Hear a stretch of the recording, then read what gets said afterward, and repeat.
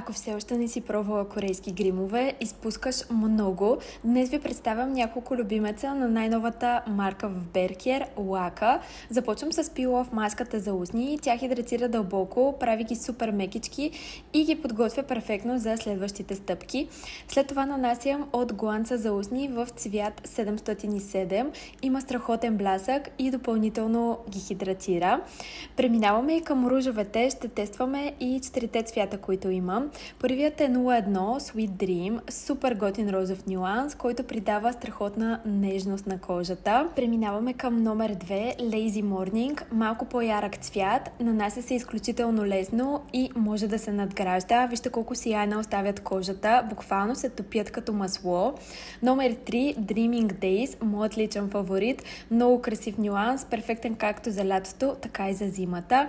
И 04 Day Off, не се плашете от яркостта на този цвят, стои много красиво и свежо върху кожата. Всички продукти са налични в сайта на Беркер с минус 20% намаление. Може да използвате и код Михайла за допълнителна отстъпка.